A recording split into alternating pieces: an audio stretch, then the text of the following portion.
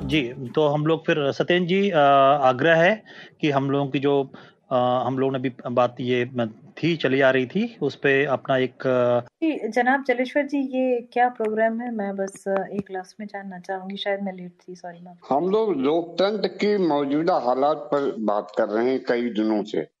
आज उसकी तीसरी कड़ी है कि डेमोक्रेसी की जो हालत है हिंदुस्तान में वो किस रूप में है। ये बातचीत हमारी बहुत इंपॉर्टेंट है। इसको हम लोग बाद में स्पॉटिफाई पर आप कभी भी पढ़ सकते हैं।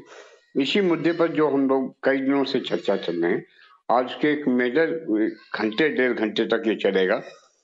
ये है हम लोगों की बातचीत का आधार। जी, तो हम लोग ये भी जो है सवाल इसी से जुड़ा हुआ है जिसकी बात हम लोग यहाँ कर रहे हैं, महान लोकतंत्र के बारे में।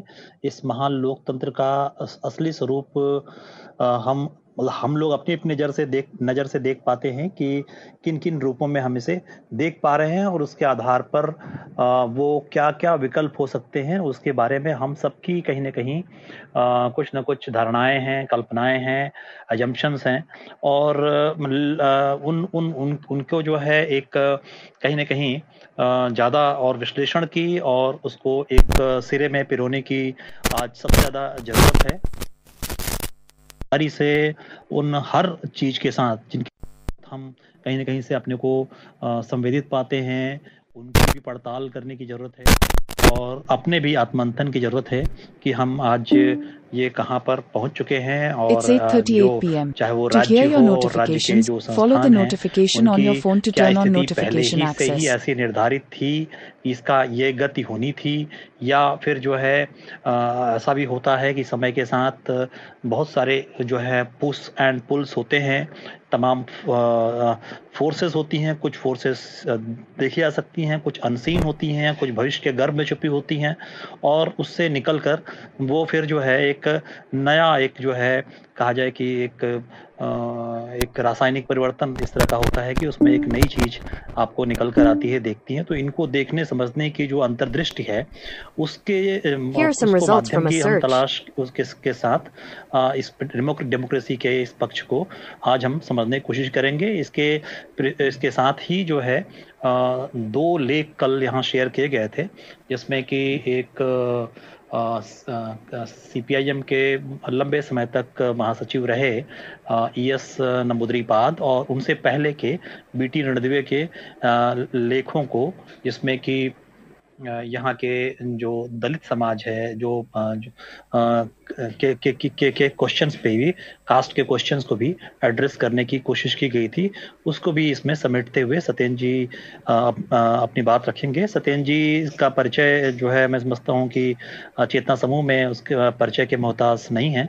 आप लंबे समय से पत्रकारिता के साथ जुड़े रहे हैं, स्वतंत्र लेखन और उसके साथ ही अध्यापन के कार्य से भी जुड़े रहे हैं और अभी फिलहाल दिल्ली एनसीआर में रहते हैं।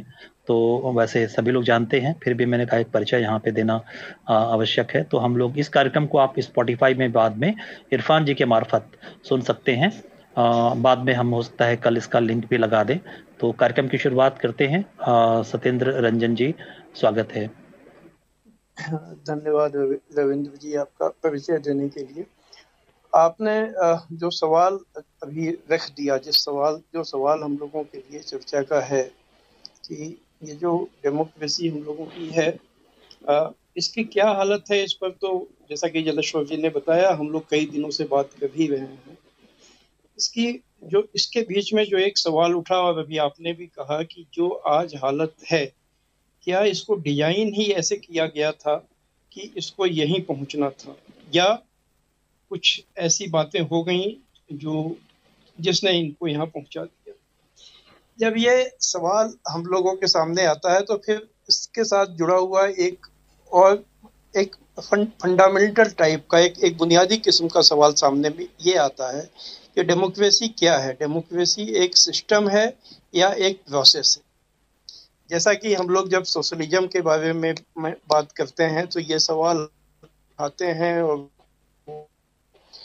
इसका जवाब ढूंढने की कोशिश करते हैं कि सोशलिज्म एक सिस्टम है, एक तयशुदा उसका कोई मॉडल है, जो मॉडल जो जहाँ भी सोशलिज्म होगा वहाँ वही मॉडल होगा, या वो एक एक्सपेरिमेंट है जो अलग अलग जो सोसाइटीज हैं, अलग अलग जो देश हैं, वहाँ का जो हिस्टोरिकल कॉन्टेक्स्ट है, जो हिस्टोरिकल वहाँ की हालात हैं, उसके बीच में वो एक एक्सपेरिमेंट होता है। ये दोनों बातें अंत में जाकर जुड़ जाती हैं। इसलिए हमने ये दोनों सवालों को सबसे पहले यहाँ रखा, क्योंकि आज दुनिया में देखिए जो बहस चल रही है, एक खेमा ऐसा है जो कहता है कि हम डेमोक्रेटिक हैं, जो डेमोक्रेसी है, और वो दूसरे खेमे को ऑथोरिटेरियन बताता है। जाहिर है कि जो चाइना और इस तरह के जो सिस्टम है उनको ऑथोरिटेरियन यानी तानाशाही व्यवस्था के रूप में उनको बताया जाता है, जबकि वो खेमा अपने को कहता है कि हम डेमोक्रेसी हैं। और अभी पिछले साल के आखिर में अमेरिकन प्रेसिडेंट ने एक डेमोक्रेसी समिट भी किया था, जिसमें हमारे प्राइम मिनिस्टर को भी बुलाया गया, क्योंकि हम उस समझ के हिसाब से हमारा देश डेमोक्रेटिक, हमारा देश डेमोक्रेसी है, और प्राइम मिनिस्टर मोदी एक डेमोक्रेटिक कंट्री को, और जो लार्जेस्ट डेमोक्रेसी है, उसको रिप्रेजेंट करते हैं। तो अब हम लोग यहाँ बात कर रहे हैं कि हम लोगों के यहाँ डेमोक्रेसी की स्थिति जो है वो रोज ही बात करते हैं।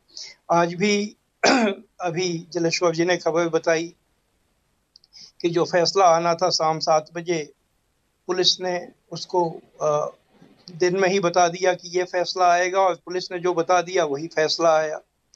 वही फैसला आया कि जुबैर की जमानत अर्जी को खारिज कर दिया गया और 14 दिन के रिमांड, पुलिस रिमांड पर उनको भेज दिया गया। और ये एक सिलसिला है जो रोज ही हम लोगों के सामने होता है। तो इसीलिए ये जब चीजें यहाँ हैं, तो फिर जरूरत इस बात की हो जाती है कि हम लोग जड़ से चलें कि ये डेमोक्रेसी की यात्रा जहाँ से चली थी वो जिस रूप में चली और कैसे आगे बढ़ी, और उसके आधार पर हम लोग किस कंक्लूजन पर आते हैं। क्या ये कोई ऐसा सिस्टम है जिसके कुछ खास फीचर्स हैं, इसकी कुछ खास पहचान है, और तो जहाँ होगा उसको हम लोग डेमोक्रेसी कहेंगे, और जहाँ नहीं होगा उसको हम लोग डेमोक्रेसी नहीं कहेंगे। तो इसीलिए बात हम लोग, अगर आज हम लोग विस्तार से बात कर रहे हैं, और हम लोग शुरुआत से बात करने के लिए हम लोगों ने तैयारी की है, तो हम लोगों को बात हम लोग वहीं से चलते हैं कि आखिर ये जो डेमोक्रेसी है इसके बारे में अभी तक डिस्कोर्स में क्या समझ बनती रही है और क्या बातें कही जाती रही हैं। ये तो एक बात बहुत साफ है कि जब आज हम लोग जिस डेमोक्रेसी की बात कर रहे हैं, ये एक वेस्टर्न फेनोमिना के रूप में शुरू हुआ। वेस्टर्न भी क्या, खासकर यूरोप के फेनोमिना के रूप में शुरू हुआ, क्योंकि उसके पहले भी बातें ऐसी कही जाती हैं, भारत के बारे में कही जाती है। और आज की जो हमारे जो सत्ताधारी हैं, प्राइम मिनिस्टर मोदी हैं, अमित शाह जी हैं, ये लोग तो ये क्लेम ही करते हैं कि हमारी डेमोक्रेसी बहुत पुरानी थी, और हमारे जो डेमोक्रेसी है वो हमारा पूरा ट्रेडिशन है। डेमोक्रेसी आई ये तो कोई उसके हम मोहताज नहीं है। अब उसमें ये बात जब होती है तो बात लिच्छवी रिपब्लिक, जो वैशाली का जो लिच्छवी रिपब्लिक थी, वहां जाता है। या अगर दूसरे कॉन्टेक्स्ट में एंशिएंट टाइम्स में हम लोग देखते हैं तो जो ग्रीस में एथेंस की जो डेमोक्रेसी की बात थी उसकी बात होती है। लेकिन ये बात हम लोगों को बिगनिंग में ये साफ कर लेनी चाहिए कि दुनिया में जितनी भी हिस्ट्री लिखी गई है और जितने भी फैक्ट्स हम लोगों के सामने हैं, ना तो लिच्छवी और ना एथेंस को डेमोक्रेसी कहा जा सकता है आज जिस डेफिनेशन के आधार पे हम लोग डेमोक्रेसी समझते हैं। क्योंकि एथेंस में जो एक था वो ओलिगार्की थी, एक कुलीन तंत्र था, और उसके बारे में आबादी का जो हिस्सा था उसके 20% लोग वहाँ सिटी काउंसिल में भाग लेते थे और वो फैसले करते थे। इस रूप में वो डेमोक्रेसी थी कि उसमें 20% लोग बैठ के फैसले करते थे और वो शासक चुनते थे। लेकिन वहाँ जो गुलाम थे, जो बाहरी लोग थे, जो महिलाएं थी, वो उनको उस प्रोसेस में कोई उनकी भागीदारी नहीं थी, वो उससे बिल्कुल बाहर रखे जाते थे। और ऐसा कहा जाता है कि जब जिस समय की ये बात होती है उस समय एथेंस की आबादी जितनी थी उससे ज़्यादा गुलाम थे, क्योंकि आबादी कहने का मतलब जो वहाँ जिनको वो लोग फ्री पीपुल कहते थे, तो जो आज़ाद लोग थे यानी जो वहाँ के नागरिक थे, सिटीजन थे, उनसे कहीं ज़्यादा वहाँ गुलाम थे, क्योंकि एक सिटीजन एक से ज़्यादा गुलाम रखता था। तो और उन गुलामों को कोई भी अधिकार मिला हुआ नहीं था, वो कभी सिटी काउंसिल में नहीं आते थे। यही बात लिच्छवियों का, हम लोग जब लिच्छवी रिपब्लिक का भी अगर हम लोग स्टडी करते हैं तो देखते हैं कि वो एक खास कुल, लिच्छवी कुल के जो लोग थे, जो कहा जाता है कि क्षत्रिय थे, वो उनका जो टाइम है 700 से 400 बीसी के बीच में, उस समय जाति प्रथा अभी कितना वो ठोस रूप लिया था, इस बारे में इतिहासकारों में मतभेद है। लेकिन लिच्छवी एक कुल थे और मोटे तौर पर चूंकि वो शासन करते थे तो वो उनको क्षत्रिय वर्ण का माना जाता है। उस वर्ण के ही लोग वहाँ पर भी जो फैसले करते थे, बाकी वहाँ जो दूसरी जो वर्ण के लोग थे या महिलाएं थी, महिलाओं को भी उस प्रोसेस में कोई भाग लेने का मौका नहीं मिला हुआ था। तो इसलिए ये बातें कंफ्यूज करने के लिए कही जाती हैं कि एथेंस या लिच्छवी जो थे वो डेमोक्रेसी थे। हम लोग इस बात को यहीं छोड़ देते हैं और मॉडर्न टाइम्स में जहाँ से डेमोक्रेसी की बात होती है उस डेमोक्रेसी को समझने की कोशिश करते हैं। आज के जो मॉडर्न टाइम्स में उस रूप में देखा जाए तो डेमोक्रेसी का जो डिस्कोर्स है वो लगभग 800 साल का पुराना है। समझा जाता है कि जो मैग्ना कार्टा का जो समझौता हुआ, जो करार हुआ था इंग्लैंड में, वहां से पहली बार एक ऐसा करार वहां के राजा को करना पड़ा था जिसमें उस राजा के कुछ ड्यूटी और कुछ जिम्मेदारियां उनकी तय की गई थी। पहली बार ऐसा हुआ और वो रिटन डॉक्यूमेंट था। वो डॉक्यूमेंट आज भी मौजूद है। अभी 2015 में उस घटना के 800 साल हुए थे, तब वो डॉक्यूमेंट काफी उसकी चर्चा भी हुई थी। तो लेकिन ये मैग्ना कार्टा जो था, इसमें एक बात की शुरुआत तो हुई कि जो किंग था, जो राजा था, उसको पहले जो डिवाइन माना जाता था कि वो ईश्वर का रिप्रेजेंटेटिव है, दुनिया में भगवान का नुमाइंदा है और उसके ऊपर कोई भी लगाम नहीं है। वो जो चाहता है वो जो बोलता है वही कानून है। इसको पहली बार ये उस पर एक लगाम लगाने की वहाँ लगाया गया। लेकिन ये जो लगाम लगाने की कोशिश भी जो हुई, वो वहाँ जो उस समय के इंग्लैंड की सारी आबादी उसमें शामिल नहीं थी। बैरोन्स का मतलब जो वहाँ के सामंत थे, राजा के खिलाफ सामंतों ने बगावत की थी। वो सामंत जो ताकतवर थे, जिनके पास जमीन थी, और उन सामंतों ने ये मांग की थी कि आप अकेले राज नहीं करोगे, हमको भी इसमें कुछ भूमिका दो। तो चूंकि वो बगावत में काफी ज्यादा सामंत शामिल हो गए थे और राजा को ऐसा लगा कि उनका शासन जा सकता है, तो उन्होंने अंत में एक लिखित समझौता किया और ये कहा कि ठीक है, आपका ये अधिकार होगा, हमारा ये अधिकार होगा और हमारी ये जिम्मेदारियां होंगी। तो मोटे तौर पर वहां से जो मोनार्की है, जो राजतंत्र है, उस पर एक लगाम लगाने की शुरुआत हुई और इसीलिए मैग्ना कार्टा को फर्स्ट डॉक्यूमेंट ऑफ डेमोक्रेसी का फर्स्ट डॉक्यूमेंट समझा जाता है। उसके बाद जो इसका अगला मुकाम है वो ब्रिटिश या इंग्लिश रिवॉल्यूशन है।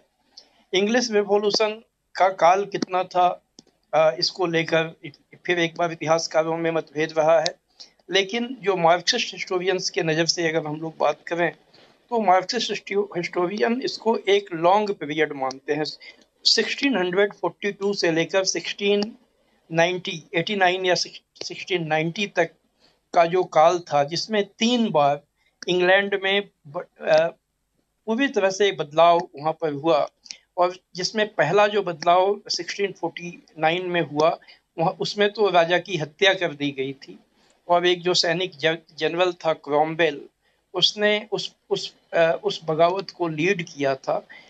उसके बाद क्रॉमवेल भी क्रॉमवेल राजा बना, लेकिन वो 7-8 साल में उसे हटा दिया गया। फिर 1660 में, 1660 में एक नया राजतंत्र आया, लेकिन फाइनली 1689 या 90 में उस राजा को फोर्स किया गया कि वो एक पार्लियामेंट को कॉन्स्टिट्यूट करे, और पार्लियामेंट के सलाह से या वो राज करे, वो अकेला राज नहीं कर सकता है। तो चूंकि पार्लियामेंट का कॉन्सेप्ट ये 1642 से 1689 के बीच में वहां पर आया, और पार्लियामेंट को एक कई अधिकार दिए गए, कई मामलों में उसको अधिकार दिए गए, तो वो पहली बार एक पार्लियामेंट्री सिस्टम का इमर्जेंस हम लोग देखते हैं। लेकिन फिर वो पार्लियामेंट में कौन आया? पार्लियामेंट को अगर देखा जाए तो उसमें आए जो सामंत थे, लॉर्ड, आज भी हाउस ऑफ लॉर्ड्स है, उसमें आए लॉर्ड्स, उसमें आया एमर्जिंग बोर्जुआ। वो उस समय तक अभी इंडस्ट्रियल रिवॉल्यूशन नहीं हुआ था, लेकिन जो मर्केंटाइल कैपिटलिज्म का ग्रोथ उस समय तक इंग्लैंड में होने लगा था। और हम लोग सभी जानते हैं कि 1600 में तो ईस्ट इंडिया कंपनी भारत आ गई थी। ईस्ट इंडिया कंपनी जो आई थी वो कारोबार करने के लिए आई थी। मर्केंटाइल कैपिटलिज्म बेसिकली जो व्यापार का ही कैपिटलिज्म है। उस समय जो दो तरह की चीज़ों का व्यापार की गुंजाइश उस समय थी, एक तो जो एग्रीकल्चरल प्रोड्यूस हैं, और दूसरे जो हस्तशिल्प हैं, ये हैंडीक्राफ्ट्स हैं, जो मजदूर हाथ से बनाते थे। जैसे कि हम लोग बार बार सिल्क का जिक्र करते हैं कि ढाका में सिल्क का बड़ा उद्योग था। इसी तरह कुछ अलग अलग जो एग्रीकल्चरल प्रोड्यूस हैं और जो हैंडीक्राफ्ट्स की चीज़ें हैं, लेकिन इसका कारोबार काफ़ी बड़े पैमाने पर होने लगा था। तभी तो ईस्ट इंडिया कंपनी भारत आई थी यहाँ पर, वो 1600 में आ गई थी। और उसके बाद यह जो मर्केंटाइल कैपिटलिज्म का जो प्रोसेस है इंग्लैंड में और भी डेवलप हुआ अगले लगभग 100 साल में, तो उसका ये नतीजा हुआ कि जो नया एमर्जिंग बोर्जुआ था। बोर्जुआ जब हम लोग कहते हैं तो जाहिर है कि उसका मतलब वही होता है कि जो कैपिटलिस्ट क्लास है, जो उस समय मिडिल क्लास था। उस समय वो रूलिंग क्लास नहीं था। रूलिंग क्लास तो उस समय जो फ्यूडल लॉर्ड और जो राजा थे वही थे, लेकिन यह जो व्यापारी और व्यापार से जो प्रॉफिट कमाते हुए जो ताकतें मजबूत हो रही थीं, जिसको कि बोर्जुआ के रूप में, फ्रेंच वर्ड बोर्जुआ के रूप में हम लोग आज समझते हैं, तो वो क्लास धीरे धीरे मजबूत होता हुआ आगे बढ़ रहा था। और उसी ने राजा के ताकत को आखिरकार आकर एक और ज़्यादा लिमिटेड किया। और उसमें जो इंग्लैंड में पार्लियामेंट का एक सिस्टम का कॉन्सेप्ट वहाँ पर सामने आया, और फिर वो बात धीरे धीरे आगे बढ़ी। इसके बीच में जर्मनी में भी कुछ घटनाएं हुई थी, खासकर जो प्रोटेस्टेंट्स जो थे उनका मूवमेंट वहाँ आगे बढ़ा था। प्रोटेस्टेंट्स के पीछे भी समझा जाता है कि चर्च की ताकत को जिन लोगों ने चुनौती दी थी, इटली और जर्मनी, अब वो जर्मनी आज की तरह तो था नहीं, जो उस समय आज जो जर्मनी का इलाका है, और इसके नाम कई बार बदलते रहे, कभी इसको प्रशा कहा गया, और भी ओवर द ईयर्स में वो उनका जो सिस्टम और उनकी जो पहचान थी वो बदलती रही। तो वहाँ और ख़ासकर इटली में ये जो प्रोटेस्टेंट मूवमेंट था ईसाई धर्म के भीतर, ये प्रोटेस्टेंट के पीछे भी मुख्य रूप से दो ताकतें थी। एक तो इनलाइटनमेंट की ताकतें थी, वो ताकतें जिनको नया ज्ञान हासिल हुआ था प्रिंटिंग प्रेस आने के बाद। प्रिंटिंग प्रेस का जो इन्वेंशन है हम लोग सभी जानते हैं कि 1448 में हुआ था, गुटेनबर्ग ने किया था। गुटेनबर्ग जर्मनी था, और प्रिंटिंग प्रेस ने एक रिवोल्यूशनरी असर डाला, क्योंकि पहली बार जो बाइबिल है या जो दूसरी जो भी उस समय के धर्म ग्रंथ थे उनको बड़े पैमाने पर छापकर लोगों तक पहुंचाना संभव हो गया। तो जो प्रोटेस्टेंट और कैथोलिक में यही फर्क होता है कि जो प्रोटेस्टेंट होते हैं वो सिर्फ बाइबल को मानते हैं और किसी चीज़ को नहीं मानते हैं। जो कैथोलिक हैं वो ट्रेडिशन को मानते हैं, जो और उसके पहले जो कुछ ओल्ड टेस्टामेंट से भी कुछ चीज़ों को वो ग्रहण करते हैं, हालांकि ओल्ड टेस्टामेंट की चीज़ें बाइबल में भी हैं। तो लेकिन इसको ताकत किससे मिली? ताकत उसको भी बोर्जुआ क्लास से मिली, जो एमर्जिंग एक क्लास था, जो कारोबार से, जो व्यापार से ताकत हासिल कर रहा था। और उसके व्यापार और कारोबार में उस समय का जो राजा, और इटली में तो जो चर्च था वही राज करता था, चर्च के पास ही राज सत्ता भी थी, तो वो उनके काम में तरह तरह की बाधा डालते थे, बहुत ज्यादा टैक्स वसूल करते थे। तो यह एक रिवोल्ट जो उसके खिलाफ यूरोप में उस समय हम लोग होते हुए देखते हैं, ये उस एमर्जिंग बोर्जुआ क्लास का रिवोल्ट है। और ये बात अधिकांश हिस्टोरियन इस बात पर वो सहमत हैं कि ये नया क्लास जो इमर्ज कर रहा था उसने ही ये रिवोल्ट किया था। इसके बाद जो अगला बड़ा मुकाम है वो अमेरिकन इंडिपेंडेंस है। अमेरिका का जो वॉर ऑफ इंडिपेंडेंस हुआ। अब अमेरिकन इंडिपेंडेंस को हम लोग भी देखें तो अमेरिका का इंडिपेंडेंस को किसने लीड किया? अमेरिका के इंडिपेंडेंस जो वॉर ऑफ इंडिपेंडेंस पूरी तरह से ज्यादातर उसका जो हिस्सा है वो व्यापारी वर्ग ने लीड किया। और जो उसका फ्लैश पॉइंट आया, फाइनल मोमेंट आया, जिसको कि टी पार्टी मूवमेंट कहते हैं, वो अमेरिकन चाय पर जो ये जो ब्रिटेन, चूंकि ब्रिटेन का ही शासन था वहां, तो ब्रिटेन ने जो यह नियम बना दिया कि वहां के लोग चाय का कारोबार नहीं कर सकेंगे, और जो ब्रिटिश व्यापारी हैं वो चीन और भारत से जो चाय की पत्तियां ले जाकर वहां बेचते थे, जो उनको महंगी पड़ती थी तो लेकिन ये मतलब ये कारोबार करना उनका ही अधिकार है। वहाँ के जो लोग जो बस गए हैं अमेरिका में, उनके कारोबार पर काफी टैक्स बढ़ा दिया गया और रोक भी लगा दी गई। और भी हम लोग जानते हैं, हम लोग भारत के लोग तो अच्छी तरह से जानते हैं कि ब्रिटिश क्या करते थे। हमारे यहाँ इन्होंने चंपारण में क्या मूवमेंट था, उन्होंने जबरन नील की खेती के लिए, जो इंडिगो है उसकी खेती के लिए लोगों को मजबूर किया हुआ था। तो ब्रिटिश व्यापारियों को, ब्रिटिश कारोबारियों को फायदा पहुंचाने के लिए वो जहां भी उनका जो भी उनके उपनिवेश थे, जो भी उनका कॉलोनी थी, वहां वो इसी तरह के नियम लागू करते थे। तो ये 1760s में कभी 1768-69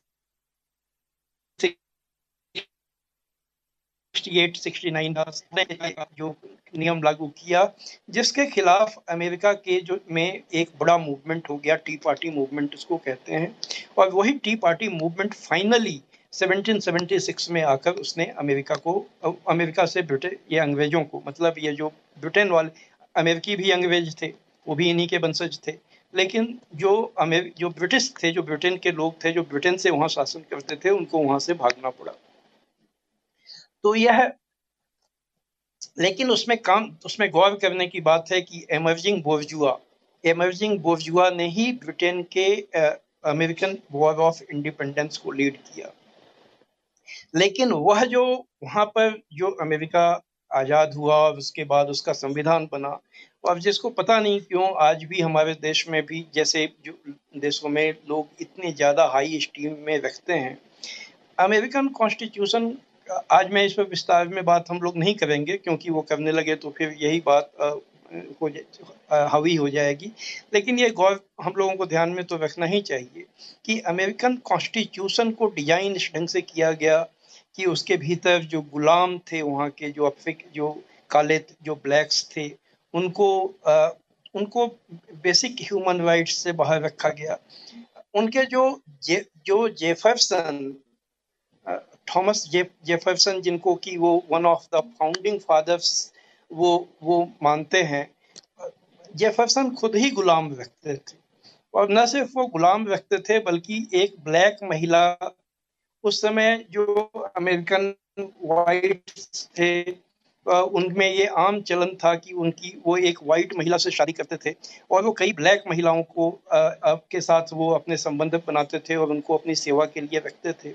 और उन ब्लैक महिलाओं से जो बच्चे पैदा होते थे उनको वो उनका वो नौकर के रूप में इस्तेमाल करते थे अपने खेतों में या आम तौर पर। जेफरसन का भी एक ऐसा एक बच्चा था और उसके बारे में एक बार एक उसकी ऐतिहासिक कहानी उसकी ये आई थी न्यूयॉर्कर मैगजीन में कि उस जमाने में पंखा नहीं होता था, वो ऊपर जो एक कपड़े का पंखा लगाकर खींचते थे। तो वो जो जेफरसन का बेटा था जो जो अब एक ब्लैक महिला से पैदा हुआ था, वो दिन भर उसके लिए पंखा झलता था, वो पंखे को खींचता था वहां पर। मेरे कहने का मतलब यह है कि यह जो अमेरिकन इंडिपेंडेंस भी जो हुआ वो बोर्जुआ लेड था, लेकिन वो यूनिवर्सल रिवॉल्यूशन नहीं था। यूनिवर्सल रिवॉल्यूशन वो इसलिए नहीं था कि उसमें एक पर्टिकुलर क्लास ने अपनी आज़ादी तो ले ली, लेकिन इसके साथ ही ब्लैक्स उनके जो गुलाम हैं वो गुलाम बने रहे, महिलाओं को कोई राइट्स उसके भीतर नहीं दिया गया। और एक इस तरह से एक इलिटिस्ट कॉन्स्टिट्यूशन उन्होंने डिजाइन किया जिसकी आज भी आलोचना होती है, जिसमें उन्होंने सीनेट और सुप्रीम कोर्ट का एक ऐसा ढांचा बनाया जो आज क्या कर रहा है ये हम लोगों को देखने को मिल रहा है, जिसको लेकर आज एक बार फिर से बहस छिड़ी हुई है। तो इसलिए ये अभी तक के ये जितने रिवोल्यूशन थे ये लिमिटेड रिवोल्यूशन थे और इनको आज के समझ के आधार पे तो एक लिमिटेड डेमोक्रेटिक मूवमेंट या लिमिटेड डेमोक्रेटिक रिवोल्यूशन ही कहा जा सकता है, फुल डेमोक्रेटिक रिवोल्यूशन नहीं कहा जा सकता है। उस टाइम में पहला जो बड़ा एक रिवोल्यूशन हुआ जिसको फुल डेमोक्रेटिक रिवोल्यूशन कहा जा सकता है वो 1789 में फ्रेंच रिवोल्यूशन है, क्योंकि फ्रेंच रिवोल्यूशन ने जो में लिबर्टी इक्वेलिटी की बात पहली बार एक रिवोल्यूशन का मोटो बनी, उसका आदर्श बनी, और उसमें सबकी लिबर्टी, सबकी के साथ इक्वेलिटी और सबके बीच में भाईचारा, फ्रेटर्निटी हो, यह आदर्श लेकर वो रिवोल्यूशन हुआ। रिवोल्यूशन कामयाब नहीं हुआ, हम लोग सभी जानते हैं। 2-3 साल में वहाँ पर जो चीजें वायलेंस और इन सब चीजों का एक ऐसा दौर चला कि उसका नतीजा 1800 आते आते नेपोलियन बोनापार्ट के रूप में देखने को मिला, कि जिसमें कि नेपोलियन बोनापार्ट ने अपनी तानाशाही कायम कर ली। लेकिन उसके बावजूद वो एक हिस्टोरिकल माइलस्टोन है जहां से हम लोग पहली बार यह देखते हैं कि जो रिवोल्यूशनरी थे उन्होंने सबके लिए बात की, यूनिवर्सल बात की कि ये सबके लिए होगा। और इसीलिए आज भी हम लोग ये बात कही जाती है कि वो जो 3 वैल्यूज, जो 3 आइडियल्स फ्रेंच रिवोल्यूशन ने दुनिया के सामने रखा, लिबर्टी, इक्वलिटी और फ्रेटर्निटी, वो आज भी दुनिया का आइडियल है। आज भी उससे बेटर आइडियल एक वैल्यू के रूप में हम लोगों के सामने नहीं है। हम लोग क्या चाहते हैं? हम लोग यही तो चाहते हैं, हम लोग इक्वलिटी चाहते हैं, हम लोग चाहते हैं सबको आज़ादी मिले, सबको एक मूलभूत आज़ादी हो और सभी लोग भाईचारा के साथ, एक दोस्ती के साथ वो रहे। तो ये जो आइडियल उस समय उस बोर्जुआ मूवमेंट ने दिया, वो मूवमेंट इसीलिए उसको ह्यूमन हिस्ट्री का, पूरे मानव इतिहास का एक जो सबसे बड़े माइलस्टोन है उसमें उसको रखा जाता है और मेरे ख्याल से उसको रखा भी जाना चाहिए। अब इसीलिए वहां से एक नया युग शुरू हो गया। और मैंने एक बार यहाँ जिक्र किया था कि एक बेल्जियन मार्क्सिस्ट थिंकर हैं जैक पॉवेल, उन्होंने उसके बाद वहां से आज तक के इतिहास पर उन्होंने काम किया है और उसमें वो इस वॉर एंड रिवोल्यूशन, इन दोनों को एक डायलेटिक्स के जो डायलेटिक्स के पहलू के रूप में वो देखकर उन्होंने उसके बाद दुनिया जैसे आगे बढ़ी या खासकर यूरोपियन हिस्ट्री जैसे आगे बढ़ी, उसको उन्होंने देखने की कोशिश की है। लेकिन उसके पहले भी अगर हम लोग देखें तो जहाँ तक फ्रेंच रिवोल्यूशन जब तक हुआ, वो सारा इतिहास भी अल्टीमेटली जो क्लासेस का स्ट्रगल है, जो एमर्जिंग क्लासेस हैं, जो एमर्जिंग क्लास है वो एग्जिस्टिंग रूलिंग क्लास को चैलेंज किया और चाहे वो मैग्ना कार्टा हो या इंग्लिश रेवोल्यूशन हो या अमेरिकन वॉर ऑफ इंडिपेंडेंस में भी बात इतनी वहाँ पर एक कॉलोनियलिज्म के खिलाफ जो उस समय के यूनाइटेड स्टेट्स का जो नेशनल बोर्जुआ था उसका जो रिवोल्ट है, यहाँ तक भी इस सारे घटनाक्रम को जो अलग जो क्लास हैं समाज में उनके हितों के टकराव, उनके इंटरेस्ट के स्ट्रगल के रूप में हम लोग देख सकते हैं और मेरे ख्याल से वही देखना सही नजरिया होगा।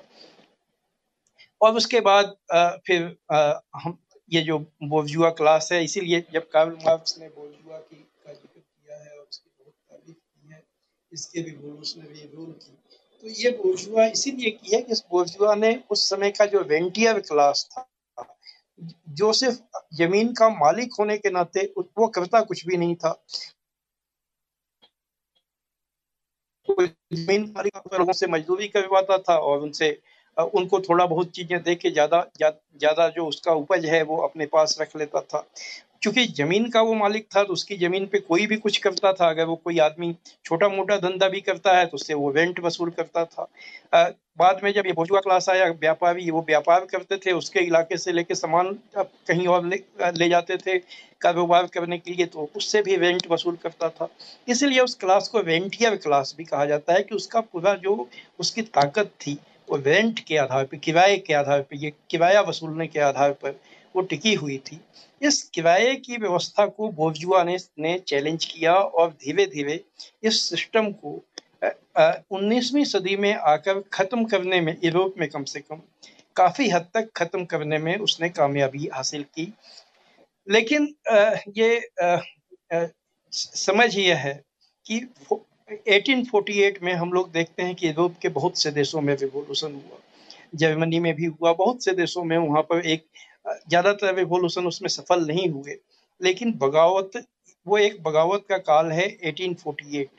उसी साल कम्युनिस्ट मैनिफेस्टो भी कार्ल मार्क्स और एंगल्स ने जारी किया था।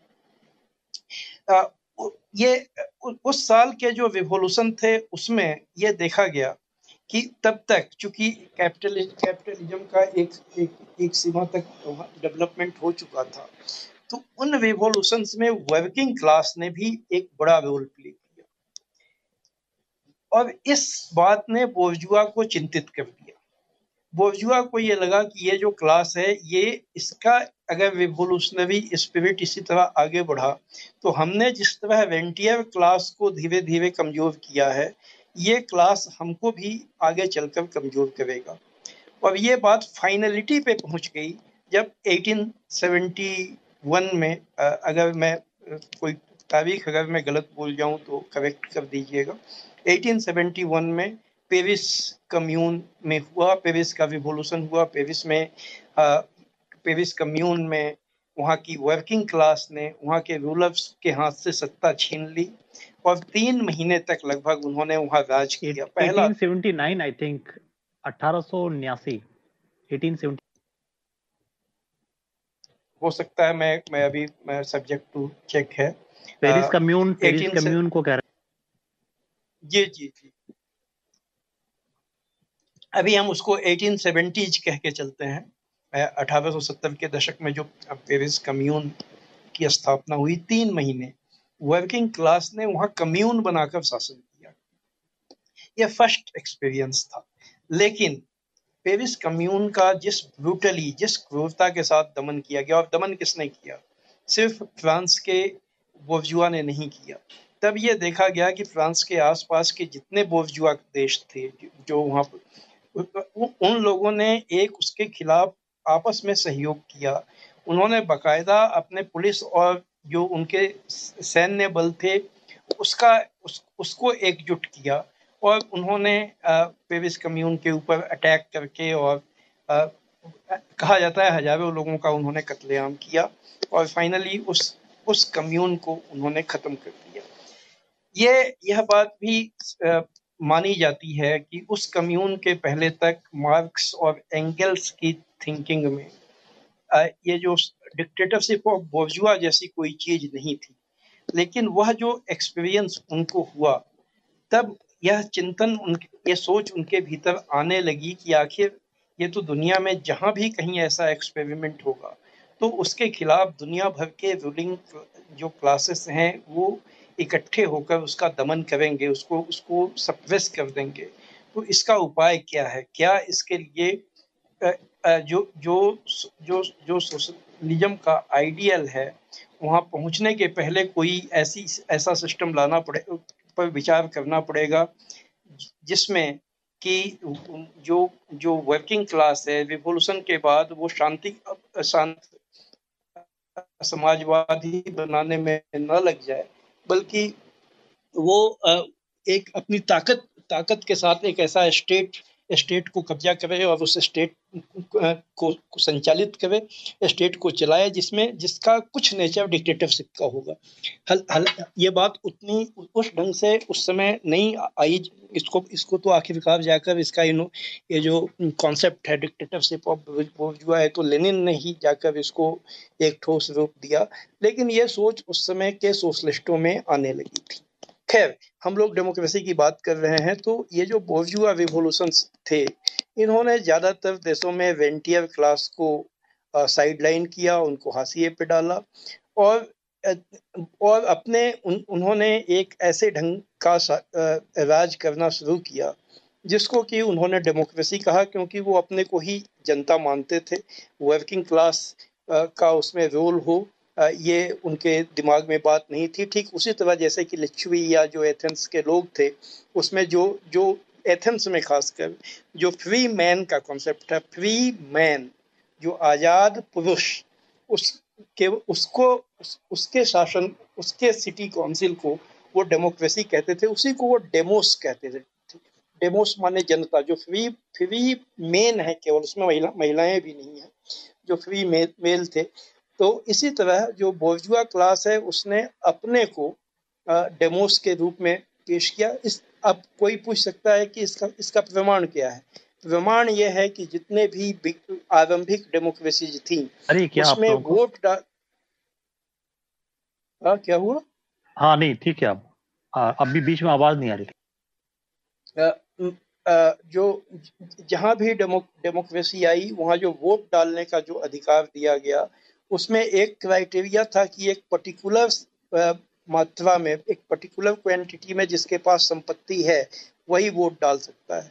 और हम लोग भारत के बारे में भी जानते हैं कि जब यहाँ अंग्रेजों ने 1935 में एक नया यहाँ असेंबली बनवाई तो वो उसके लिए जो चुनाव हुआ था, जिसकी बहुत हमारे आज़ादी की जब हम लोग अपनी आज़ादी की लड़ाई की कहानी पढ़ते हैं तो 1937 में जो इलेक्शन हुआ था 1935 के रिफॉर्म के तहत, तो उसमें 9 या 10 स्टेट में असेंबलीज बनी थी जो चुनी गई थी। लेकिन किसने चुना था? उसमें सबको वोट का अधिकार नहीं मिला हुआ था। उसमें वोट का अधिकार सिर्फ उसको मिला हुआ था जिसके पास एक खास मात्रा में संपत्ति थी। और यही फॉर्मेट यूरोप में 19वीं सदी में जो डेमोक्रेसी थी उसमें लगभग हर जगह थी, यहाँ ब्रिटेन में भी, कि उसमें संपत्ति वाले लोगों को मताधिकार मिला हुआ था, यूनिवर्सल फ्रेंचाइज। यानी कि एक खास उम्र होने के बाद सिर्फ उम्र के क्राइटेरिया पर आपको मताधिकार मिल जाए, चाहे आप, जो कि हमारे कॉन्स्टिट्यूशन में कहा गया है कि उसमें जाति, धर्म, लिंग, क्षेत्र, इनका कोई फर्क नहीं किया जाएगा। यह कॉन्सेप्ट अभी दुनिया में आना बाकी था। और 1896 के पहले दुनिया में किसी भी देश में महिलाओं को वोटिंग का राइट नहीं मिला हुआ था। पहला देश न्यूजीलैंड बना था जिसने कि महिलाओं को वोटिंग का राइट दिया। लेकिन ये जो बड़ी बड़ी डेमोक्रेसीज हैं, अमेरिका और ये ब्रिटेन और ये इनमें तो 1920 तक आकर ये अधिकार नहीं मिले हुए थे। स्विट्जरलैंड का हम लोग बचपन में बहुत सुनते थे कि स्विट्जरलैंड की डेमोक्रेसी आइडियल डेमोक्रेसी है। वहाँ महिलाओं को वोटिंग राइट 1971 में मिला, यानी हमारे देश में मिलने के लगभग 20 साल बाद, 20-21 साल के बाद। तो यह बात, जब हम लोग डेमोक्रेसी की बात करते हैं तो ये बातें हम लोगों को ध्यान में रखनी चाहिए। ये बातें, मैं इतना लंबा पीछे क्यों गया, क्योंकि बात फिर वही आ जाती है कि डेमोक्रेसी है क्या डेमोक्रेसी कोई सिस्टम है? क्या डेमोक्रेसी या ये एक प्रोसेस है? हमारे जैसे लोग इसको एक प्रोसेस के रूप में देखते हैं। प्रोसेस यह है कि जैसे जैसे समाज का इकोनॉमिक स्ट्रक्चर बदलता है और जैसे बदला है, जैसे जैसे लोगों की जागरूकता आई है, लोगों के जिस हिस्से के पास ताकत रही या लोगों के जिस हिस्से में जागरूकता आ चुकी थी, उसने अपने लिए कुछ अधिकार का डिमांड किया, उसके लिए संघर्ष किया और वो एक धीरे धीरे उन अधिकारों को अपने लिए वो हासिल करता गया। यह प्रोसेस आगे बढ़ते बढ़ते आया और मुझे ये कहने में मुझे कोई हिचक नहीं है कि अगर 1917 में सोवियत यूनियन में रिवॉल्यूशन नहीं हुआ होता तो आज भी यूनिवर्सल डेमोक्रेसी का जो कॉन्सेप्ट है वो कहीं एक दो देश में कहीं गिने चुने होता, वो बाकी कहीं नहीं होता। पहला देश था सोवियत यूनियन बड़े बड़े देश में जिसने वहां पर अब सबको मताधिकार दिया, जिसने वहां पर सबके लिए मतलब जो कुछ भी वहां किया गया वो सबके नाम पर किया गया।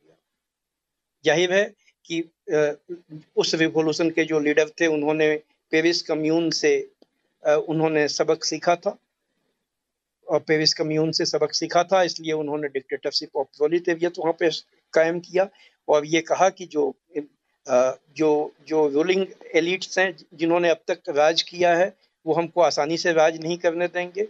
और उसके हिस्टोरिकल क्या था, 14 या 15 देशों ने एक साथ सोवियत यूनियन पे अटैक कर दिया। ये अगर हिस्ट्री जिसको भी पता है, जैसे ही रिवॉल्यूशन हुआ कम्युनिस्ट जो बोल्शेविक रिवॉल्यूशन हुआ उसके बाद तो बाहरी सीमा को भी बचाना, अंदर में जो फ्यूडल लॉर्ड्स थे उन्होंने बगावत कर दी, जिसको कि वहां पर एक वैसी परिस्थिति के भीतर में वहां एक प्रयोग किया गया। उसमें क्या खामियां थी वो आज हम लोगों का टॉपिक नहीं है, लेकिन इस घटना ने बाकी देशों को मजबूर किया कि वो एक सबके लिए एक यूनिवर्सल एक कॉन्सेप्ट लेकर आए, क्योंकि ये यूनिवर्सलिटी का कॉन्सेप्ट दुनिया में आ चुका था।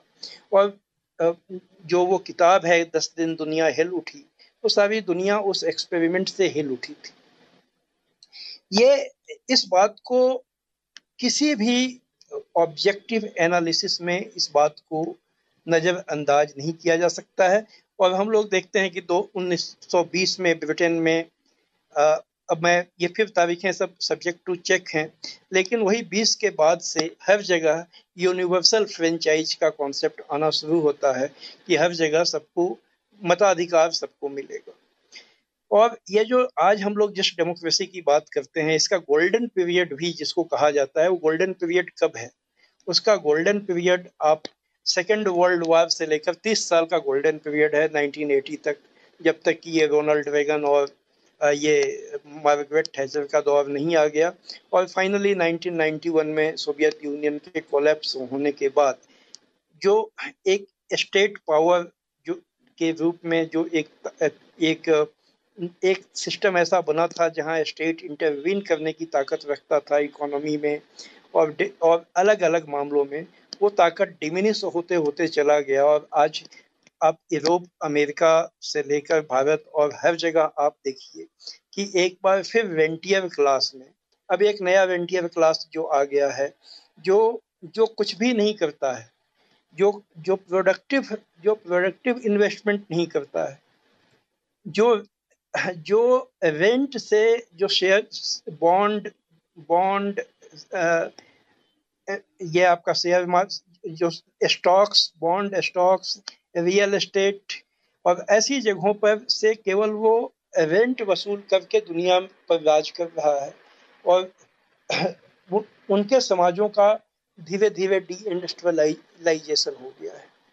तो हम लोग जब आज ये बात कर रहे हैं तो इस ग्लोबल पूरे कॉन्टेक्स्ट को हम लोगों को ध्यान में रखना चाहिए कि दुनिया में जो लोकतंत्र है, अब इस पर अलग अलग राय भी अभी सामने आ सकती है, लेकिन मैं आर्ग्यू कर रहा हूँ कि डेमोक्रेसी एक प्रोसेस है। ये प्रोसेस वो प्रोसेस है जिसमें जो लोग अपने लिए अधिकारों के लिए संघर्ष करते हैं, वो अधिकार वो हासिल करते हैं, करते रहे हैं। और इस प्रोसेस में सोसाइटीज का ओवर द ईयर्स प्रोग्रेसिवली धीरे धीरे डेमोक्रेटाइजेशन हुआ, जिसमें लोगों को कुछ अधिकार मिले, लोगों को वोट देने का अधिकार मिला, लोगों को टू बी इलेक्टेड, चुनाव लड़ने और जीतने का अधिकार मिला। लेकिन ये जो अधिकार एक्चुअल में जो मिला वो फिर वही बात है कि हम लोग अभी जितने लोग यहाँ मौजूद हैं इस मंच पर, 30-32 लोग जो भी हैं, इसमें किसकी हैसियत है कि हम लोग चुनाव लड़ सकते हैं?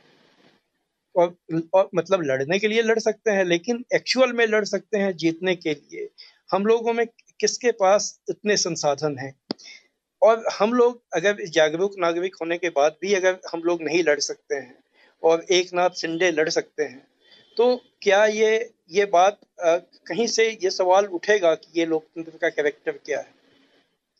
और मताधिकार की भी बात, चलिए मताधिकार भारत में एक खासकर 90s में आकर लगभग सबको मिला, उसके पहले की बात अलग थी, व्यवहार में बहुत सी जगहों पे लोगों को वोट नहीं डालने दिया जाता था। लेकिन यह जो हम लोगों का प्रॉब्लम है कि हम लोगों ने एक जो प्रोसेस था, जिस प्रोसेस में ज्यादा से ज्यादा लोगों को शामिल होकर आगे बढ़ना चाहिए था, अगली मंजिल की तरफ जाना चाहिए था, हम लोगों ने उसको आइडियल सिस्टम मान लिया। हम लोगों ने मान लिया कि हम लार्जेस्ट डेमोक्रेसी हैं और हमारे पास डेमोक्रेसी के वो इंस्टीट्यूशनल हमने इंस्टीट्यूशंस बना दिए कि हमारे पास न्याय, हमारे पास जुडिशियरी है, हमारे पास में election commission, independent election commission है, हमारे पास में फ्री प्रेस है, हमारे पास में और ये जो बाकी जो 3 संस्थाएं कार्यपालिका और ये जो पार्लियामेंट, ये तो है ही। तो हमने एक आइडियल सिस्टम बना लिया और अब इसी सिस्टम में हम लोग जो बात कॉन्स्टिट्यूशन में कहा गया कि we the people of India, ये इक्वालिटी और जस्टिस और जो चीजें हासिल करनी है वो कर लेंगे, ये नहीं होना था, ये संभव नहीं था, क्योंकि हम ये कॉन्स्टिट्यूशन 1950 के लिए बड़ा अचीवमेंट था, वो एक बहुत इम्पोर्टेंट डॉक्यूमेंट था, लेकिन वो डॉक्यूमेंट में ऐसी वो बातें उसके भीतर से वो सिस्टम नहीं इमर्ज कर सकता था जो उन आइडियल्स को हासिल कर लेता। और चूंकि इसको लेकर लोग जागरूक नहीं थे, लोग जागरूक नहीं हुए, हमारी पॉलिटिकल फोर्सेस में ज़्यादातर ने इस सिस्टम को, वो इस सिस्टम का पार्ट बन गई और इस सिस्टम के भीतर ही तमाम सॉल्यूशन ढूंढने लगी।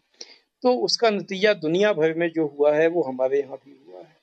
हमारे यहाँ वो बहुत ज़्यादा ब्रूटल रूप में हो रहा है, क्यों? लेकिन ऐसा नहीं है कि सिर्फ हमारे यहाँ हो रहा है। आप यूनाइटेड स्टेट्स को देख लीजिए, आज वहाँ पे गर्भपात कराना गैर कानूनी है। आज ही उनके प्रेसिडेंट ने, मतलब कल उनके प्रेसिडेंट ने ये आशंका जताई है कि जो महिलाएं अपने स्टेट से बाहर हेल्थ केयर लेने जाएंगी, हो सकता है कि वापस आने पर वो स्टेट उनको गिरफ्तार कर ले। और बाकी जो चीजें वहाँ अभी आज ही मैं एक खबर देख रहा था कि वहाँ पर यह ऑनलाइन गर्भपात के बारे में बात करना कई स्टेट्स में गैर कानूनी कर दिया गया है। फेसबुक ने गर्भपात के बारे में जानकारी देने वाली, कैसे कराया जा सकता है गर्भपात और उसकी दवाइयाँ कहाँ से मिल सकती हैं, उन तमाम पोस्ट को हटाना शुरू कर दिया है और कई लोगों के अकाउंट्स उसने बंद कर दिए हैं।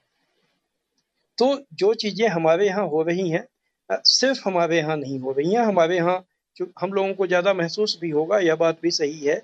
और हमारे यहाँ चूँकि जो अभी खास इस पॉइंट ऑफ टाइम में बहुत ज़्यादा ब्रूटल ढंग से वो चीज़ें अनफोल्ड कर रही हैं, लेकिन कॉमन थ्रेड यह है कि हम लोग अगर डेमोक्रेसी को एक प्रोसेस के रूप में नहीं देखेंगे और इसकी अगली मंजिल क्या है, अगर उस सवाल को नहीं सोचेंगे, इसी के भीतर में हम लोग सॉल्यूशन ढूंढते रहेंगे और जो आइडेंटिटी के जो सवाल हैं उसको प्रोमिनेंट बनाकर यह जो मैंने एक बात कही कि एक हिस्टोरियन ने इस क्लास स्ट्रगल और रिवॉल्यूशन को एक डायलेक्टिक ढंग से देखने की कोशिश की है, अगर यह नजरिया हमारे समाज में खासकर पॉलिटिकल फोर्सेस में नहीं होगा, तो यह जो प्रोसेस था, ये जो प्रोसेस आज रिवर्स चला गया है, ये रिवर्स रहेगा नहीं। ये तो संभव नहीं है कि ये हमेशा के लिए रिवर्स रहेगा।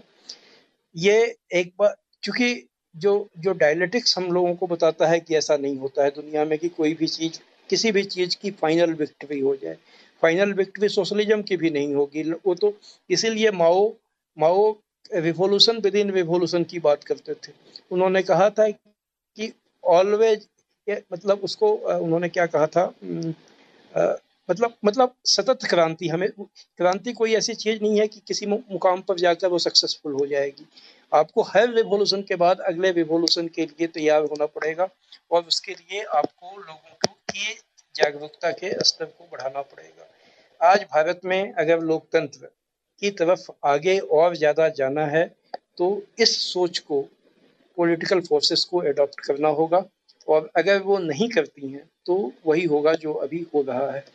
हम लोग एक इस चर्चा के दूसरे क्रम के रूप में जो सोशलिस्ट डेमोक्रेसीज का अनुभव है, उसको पर भी थोड़े विस्तार से हम लोगों को जरूर बात करना चाहिए। अब जब मैंने सोशलिस्ट डेमोक्रेसी कहा तो मैंने बिल्कुल जो सोशलिस्ट सिस्टम है उनके नज़रिए से कहा। स्टालिन ने कहा था कि socialism is the best form of democracy, और आज चाइनीज कम्युनिस्ट पार्टी यही कहती है कि उनका जो सोशलिज्म विद चाइनीज कैरेक्टरिस्टिक है वही सबसे अच्छा रूप है लोकतंत्र का। तो वो लोकतंत्र किस रूप का लोकतंत्र है और उसके क्या अनुभव रहे हैं, उसको हम लोग एक अलग दिन की चर्चा में बात करनी चाहिए, क्योंकि उसके बिना यह चर्चा अधूरी है, आधी है मेरी समझ में। जी रविंद्र जी।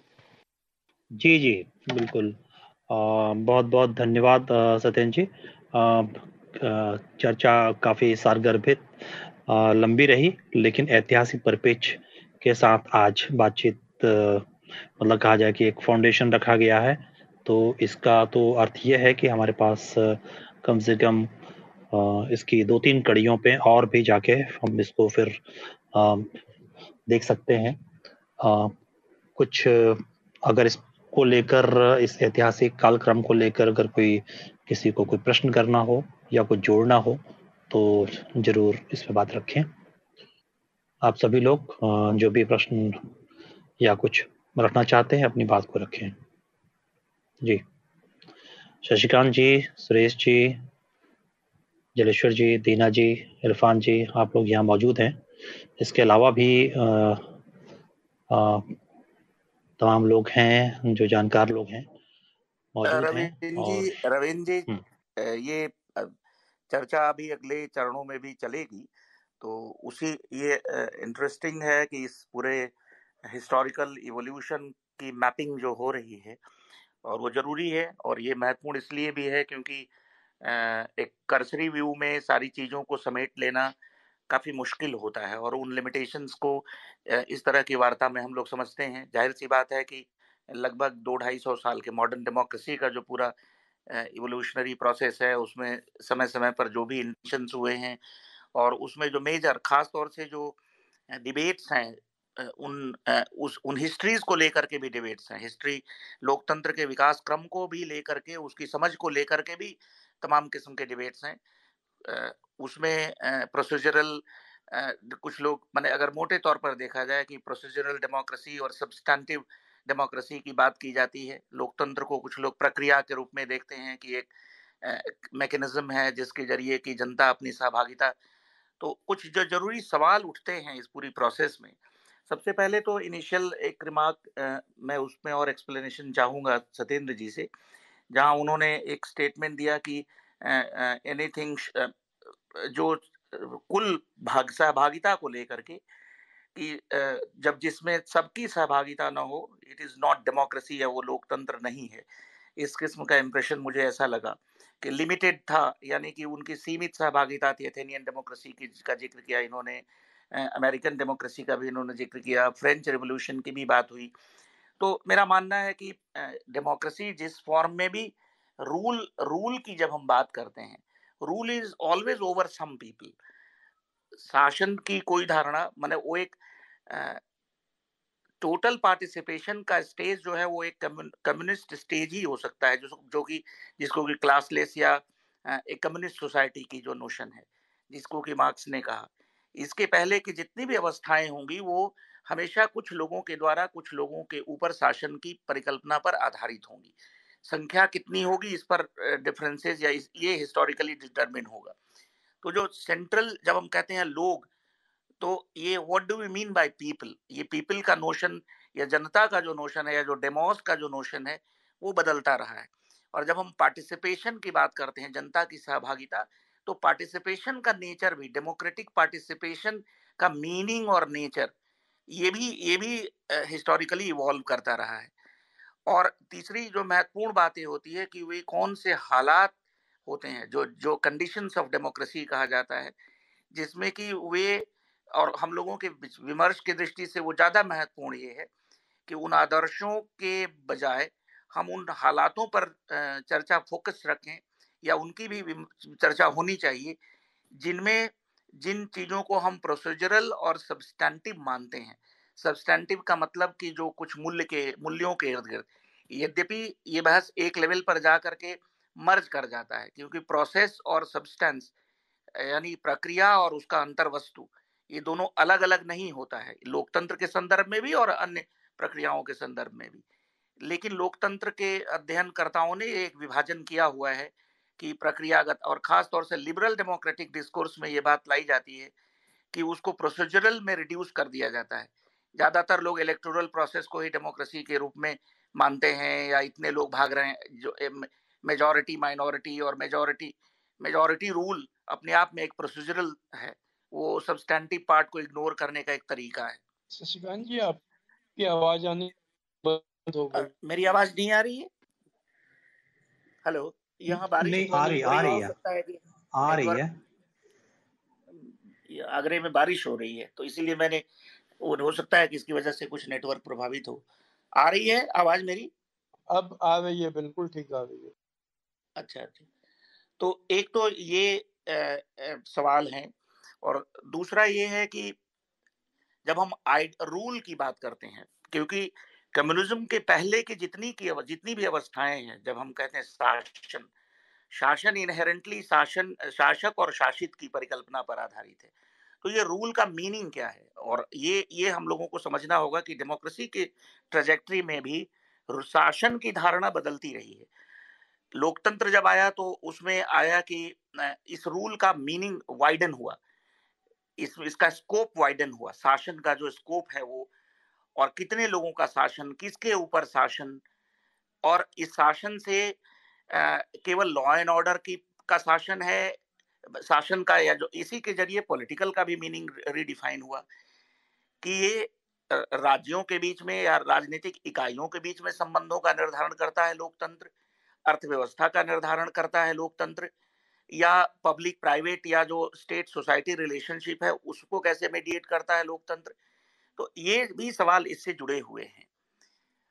और इसी के साथ रूल का भी सवाल है कि हु रूल्स, यानी कि whole rule of the whole people का जो एक कंसेप्शन है, वो तो मेरा मानना है कि वो एक कम्युनिस्ट आइडिया है, और रूल उसको कहा भी नहीं जाएगा। Rule of the whole people का नोशन एक एक फ्लॉड नोशन है, और इस लिहाज से मेरा मानना है कि इस डिबेट को इस कॉन्टेक्स्ट में भी, और एक पूरी डिबेट हम लोग जानते हैं कि सत्येंद्र जी का पूरा पर्सपेक्टिव जो है वो मार्क्सियन पर्सपेक्टिव से उस लिबरल डेमोक्रेसी के इवोल्यूशनरी ट्रेजेक्टरी को ट्रेस करने की या उसको अंडरस्टैंड करने की है। लेकिन लिबरलिज्म ने भी अपने आप को रिप्रेजेंट किया है। लिबरल जो थिंकर्स हैं, चाहे वो अलग अलग रूपों में, मैंने तमाम लिबरल थिंकर्स हैं, जितने भी रॉल से लेकर के, डेहेल्ड से लेकर के, और कंटेम्प्रेरी जितने थिंकर्स हैं, चाहे वो कंजर्वेटिव एलिटिस्ट डेमोक्रेट्स हों, चाहे वो अन्य हों, वो उन्होंने अपने अपने तरीके से रिप्रेजेंट किया है। हम लोग उनके पूरे स्पेसिफिक डिटेल्स में नहीं जाते हैं, लेकिन जब हम डेमोक्रेसी के ट्रेजेक्टरी को देखें तो कैसे लिबरल डेमोक्रेसी ने अपने आप को कैसे रिप्रेजेंट किया है, और वो कैसे इन सवालों का आंसर करता है। एक सेशन हम लोग इस मुद्दे पर भी रख सकते हैं कि जो लिबरल हिस्टोरियंस हैं वो इन सवालों को कैसे एड्रेस करते हैं, क्योंकि खास तौर से हैक हैं या और भी कार्ल पॉपर हैं, उसके पहले अगर चले जाइए, तो इन लोगों ने भी अपने डेमोक्रेसी की अपनी एक ट्रेजेक्टरी पेश की है। हिंदुस्तान में भी उसके तमाम थेरेटिशियंस हैं, तो उनके जरिए भी यहाँ तक कि जो आपके अमर्त्य सेन एंड कंपनी है, ये लोग भी अपने तरीके से उस डेमोक्रेसी के फोल्ड में ही रहे, लिबरल डेमोक्रेसी के फोल्ड में रहते हुए ही भारतीय लोकतंत्र के कमियों को या उसकी विशेषताओं को चिन्हित करते हैं। तो मेरा मानना है कि जो लिबरल डेमोक्रेसी के डिफरेंट शेड्स हैं, उन्होंने अपने आप को कैसे रिप्रेजेंट किया है, उसको भी हम लोगों को ध्यान में रखना होगा। क्योंकि अगर इस पूरे एक तरह से हम कहें कि परसेप्शनल या परसेप्चुअल जो क्लैश है, उसमें आज की तारीख में अगर सोशलिस्ट अंडरस्टैंडिंग ऑफ डेमोक्रेसी अगर वीकन हुई है, तो उसकी कुछ सब्सटैंटिव वजहें होंगी। उन पर आने के लिए हम एकदम कंप्लीटली उनके नजरिए को इग्नोर करें, ये मेरा मानना है कि नहीं होगा। एक कंस्ट्रक्टिव या एक डायलेक्टिकल इंगेजमेंट जो कैपिटल की फोर्सेस हैं या जो डोमिनेंस की फोर्सेस हैं, उनको उनके साथ इंगेज करना होगा। और इस रूप में ही मैं देखता हूँ। तो ये मेरा मानना है कि डेमोक्रेसी की हिस्ट्री को, खास तौर से liberal democracy versus socialist democracy के कॉन्टेक्स्ट में जब हम डिबेट करते हैं, तो सोशलिस्ट डेमोक्रेसी भी एक सिंगुलराइज फॉर्म में नहीं है।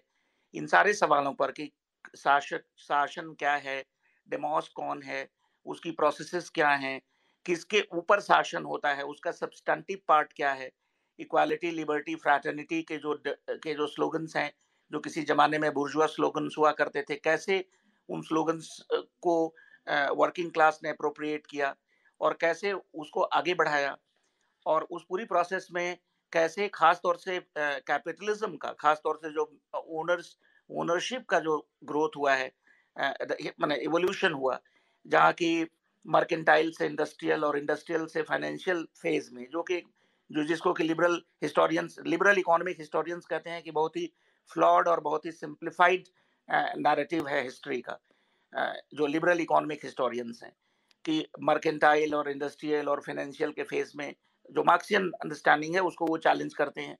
तो मेरा मानना है कि इकोनॉमिक के साथ साथ पॉलिटिकल जो रूट्स हैं डेमोक्रेसी के, और इकोनॉमिक रूट्स जो हैं डेमोक्रेसी के, जिनको कि हम उन कंडीशंस के रूप में चिन्हित करते हैं जो लोकतंत्र के जन्म या लोकतंत्र के उसकी विशेषताओं के विकास के रूप में जाने जाते हैं, तो उनको भी हम लोग उसके अंतः संबंधों में ही रेखांकित कर सकते हैं।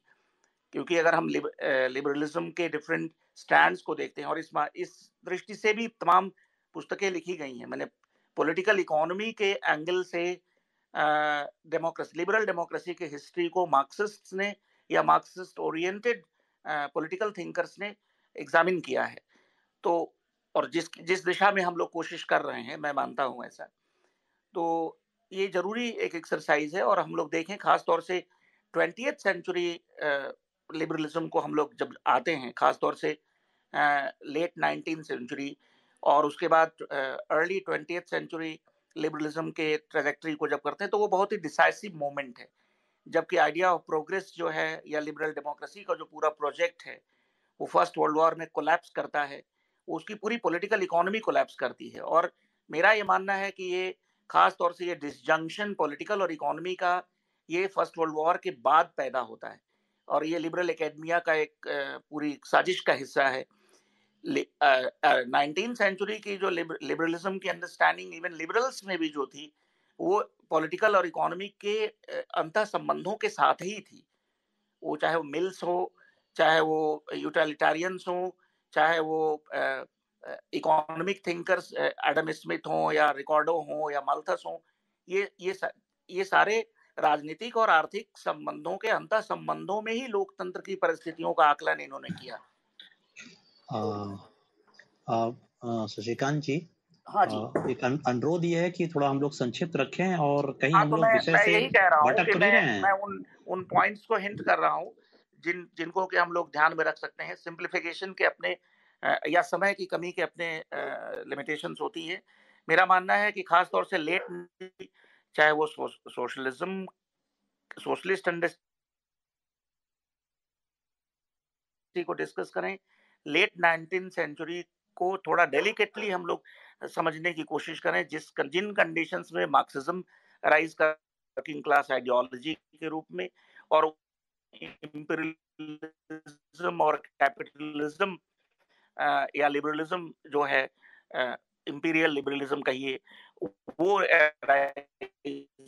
मायनों में है, क्योंकि आज के इंपीरियलिज्म के मौजूदा दौर को समझने में भी लेट 19th सेंचुरी और अर्ली 20th सेंचुरी का जो यूरोपीय समाज है खास तौर से, या जो उसके द्वारा पैदा हुआ जो विश्व पूंजीवाद है, वैश्विक पूंजीवाद, इंपीरियल कैपिटलिज्म, उसको हम लोग देखते हैं कि हम लोग कैसे हैंडल करते हैं। तो ये मेरा कहना था। मैं कुछ क्वेश्चंस के रूप में या एक पोजर के रूप में ही मैं रख रहा हूँ, इस पर कोई मैं अपनी समझ नहीं शेयर कर रहा हूँ। जी सुरेश जी। नमस्कार। ये सत्येंद्र जी से मेरा 2 सवाल है। पहला तो ये कि 20वीं सदी में तमाम लोकतांत्रिक अधिकार जो है काफी संघर्षों के बाद मिले, लेकिन 21वीं सदी में उन अधिकारों से हम वंचित होते जा रहे हैं। मौलिक अधिकार भी जो मिले थे उससे वंचित होते जा रहे हैं। इसी से जुड़ा दूसरा सवाल ये है, ऐसा क्यों हो रहा है?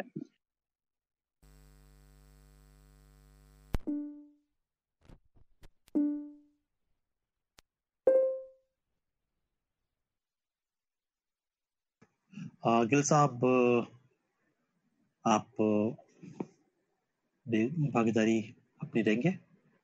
वाइस गिल जी। अंकित जी। जी thank you Ravindra ji. Sir, सबसे पहले तो सत्येंद्र सर को थैंक यू बोलना चाहूँगा, इतना टाइम उन्होंने डेडिकेट किया हम लोगों को थोड़ा एडुकेट करने के लिए। तो और सत्येंद्र सर से मेरा क्वेश्चन इज कि अभी इन्होंने जैसे पूरा एक हिस्टोरिकल टाइमलाइन हमें बताया डेमोक्रेसी का, कि idea of democracy, concept of democracy किस तरह से डेवलप हुआ over a period of time, centuries and decades. But और इन्होंने अलग अलग तरह की डेमोक्रेसी भी बताई, जैसे एथेंस में it was a limited democracy. तो मॉडर्न टाइम्स में हम कितने अलग अलग प्रकार की डेमोक्रेटिक सिस्टम और स्ट्रक्चर देख पाते हैं sir? If you could help me out with that would. Nets आपको कुछ रखना जी? रविंद्र जी, मैं कुछ समय लेना चाहूंगी। मैं बीच में रूम से चली गई थी, तो मुझे थोड़ा सा समय दीजिए। नहीं, एक्चुअली क्या है कि हम लोग तो इस चर्चा को आगे रखेंगे, और एक्चुअली हमारे पास समय का तो अभी ये अभाव है, और इस चर्चा को जो सवाल है, मुझे लगता है सत्येंद्र जी, अगर आप अभी जवाब देना चाहें तो दें, वरना हम लोग इसको मंडे को फिर जो है जैसे कि 9 बजे तक हम लोग अपनी जो हमारा नियमित समाचार है उसके बाद हम इसको इसी कार्यक्रम को आगे जो है चाहे तो कंटिन्यू कर सकते हैं। मेरे ख्याल से सवाल को मंडे को अगर हम लोग लें तो विस्तार से, क्योंकि जो सवाल हैं वो फिर वो डिमांड करेंगे उनके डेप्थ में जाने के लिए। जैसे सुरेश जी ने 2 सवाल रखा, संतोष जी ने रखा, अभी अंकित जी ने रखा, और उसके पहले शशिकांत जी ने उस पर बहुत से सवाल उस पर और भी उन्होंने रेज किए हैं। तो हमको लगता है कि सब पर इसके साथ न्याय तो तभी हो सकता है जब अगले दिन हम लोग इस पर बात करें। और आज एक्चुअली मेरी कोशिश सिर्फ एक स्केच, एक खाका रखने की थी कि ये जो डेमोक्रेसी की जो बात होती है, तो ये इसकी यात्रा कहाँ से कैसे कैसे आगे बढ़ी है। जाहिर है, वो जैसा कि शशिकांत जी ने कहा कि एक ऐसी बातचीत में सारी बात कह पाना संभव नहीं है कि आप 1 घंटे में 200-300 साल या 800 साल में जो चीजें हुई हैं उसको आप रख दें। कोशिश सिर्फ ये एक आर्ग्यूमेंट यह पेश करने की थी कि डेमोक्रेसी जो है वो एक स्ट्रगल के प्रोसेस से आगे बढ़ी है, और उसका विस्तार हुआ है। मैं संतोष जी की इस बात से सहमत नहीं हूँ कि सत्ता हमेशा उन्हीं लोगों के हाथ में रही है। सत्ता पहले जो थी वो पूरी तरह से जो फ्यूडल लॉर्ड थे उनके पास थी, फिर बोर्जुआ के पास आई। कैपिटलिस्ट आज आपको इतने बड़े दिखते हैं ना, ये 17वीं सदी में 18वीं सदी में 19वीं सदी में भी बहुत से देशों में इनकी ताकत कुछ नहीं थी, इनकी ताकत बहुत कम थी। यह धीरे धीरे हुए आज इनकी ताकत आ गई। जितने तरह टेंशन्स हैं वो ऐसा हिस्ट्री में कब रहा है, कभी नहीं रहा था। तो ऐसा नहीं है कि इसमें कुछ भी नहीं हुआ। रूलिंग क्लास फिर से बन जाता है अगर, क्योंकि जो भी आता है वहां पर जिसके हाथ में ताकत और पावर शक्ति आती है वो उसका इस्तेमाल अपने स्वार्थ में करता है। यही तो क्लास स्ट्रगल की बात हम लोग समझते हैं कि जिसके हाथ में ताकत है वो, अब ये बात तो थॉमस जेफरसन ने भी कही थी कि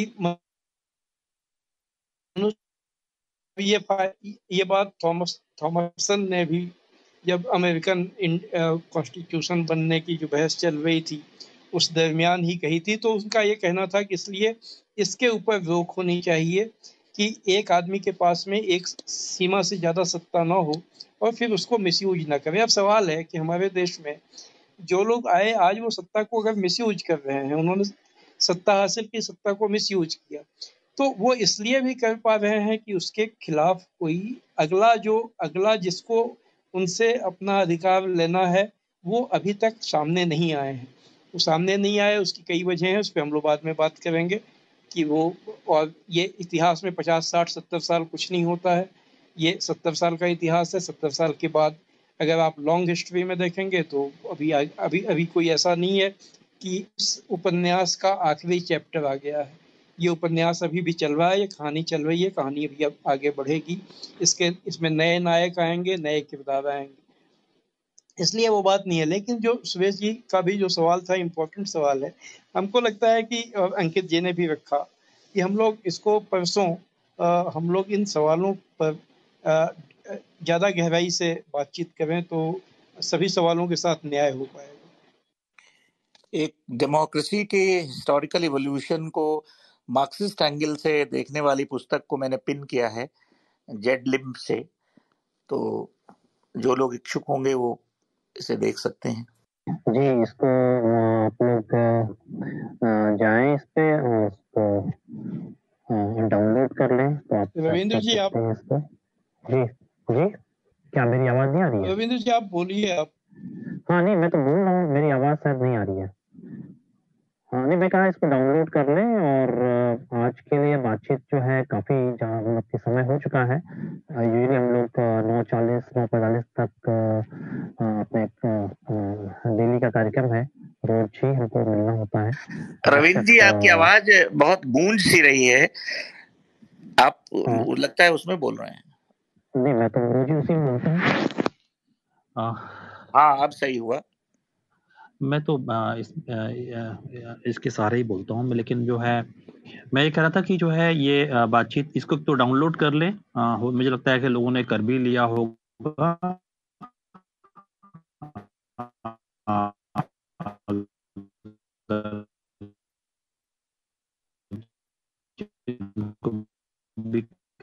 करना है किताब, ये आपको